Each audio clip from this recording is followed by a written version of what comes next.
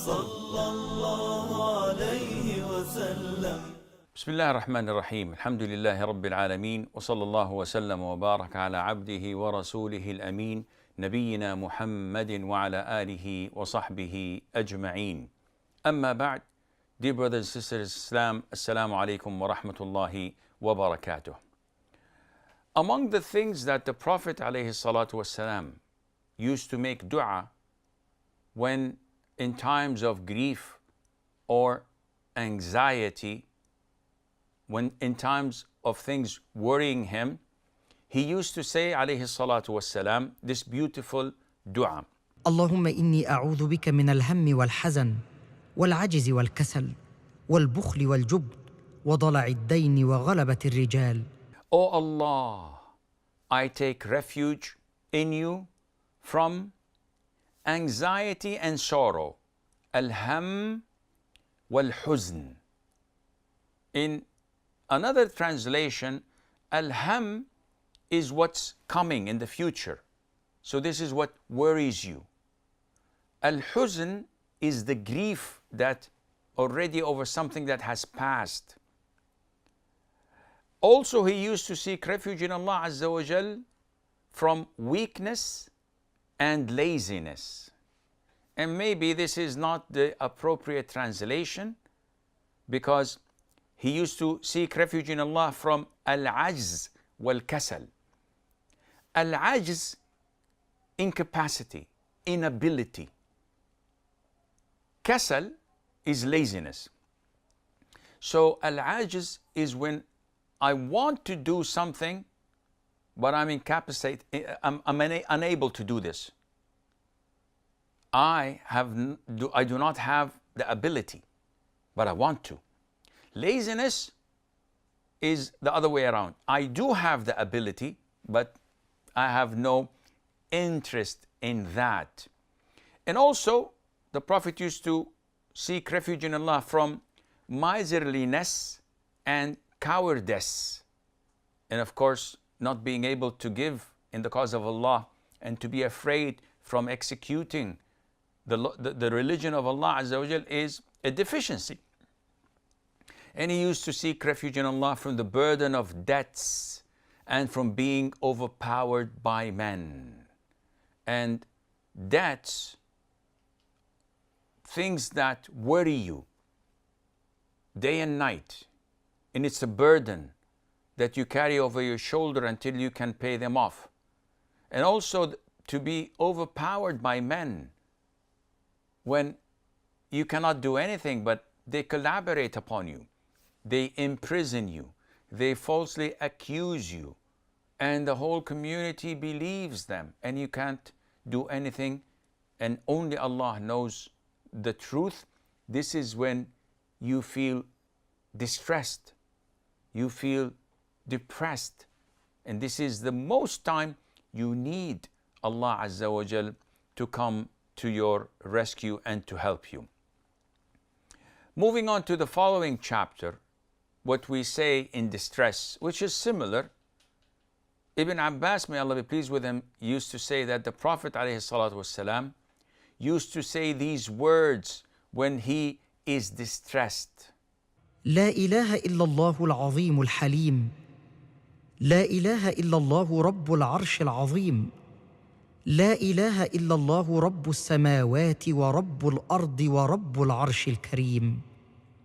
None has the right to be worshipped except you. Now imagine a person under great amount of distress, being oppressed, being wronged, being falsely accused, and feeling helpless.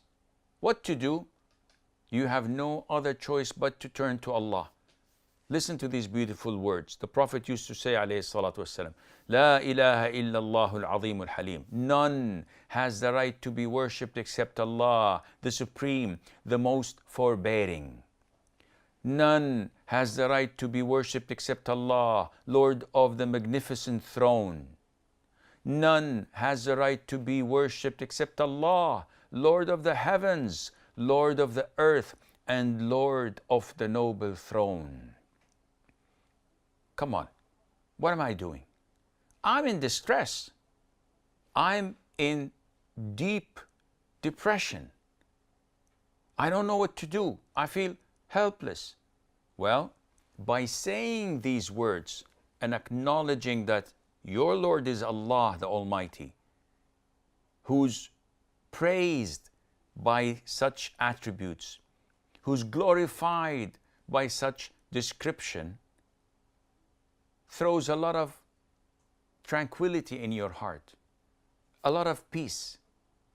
As long as I acknowledge that Allah is controlling everything in this universe, I'm in good hands.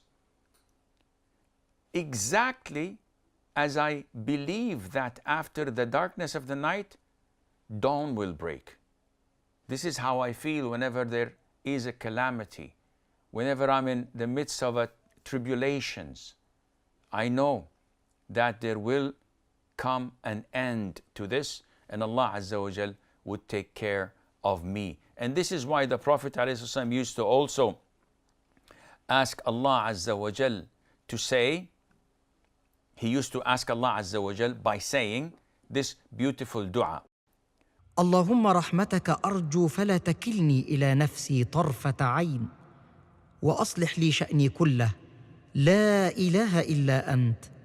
O Allah, it is your mercy that I hope for. Allahumma rahmataka arju.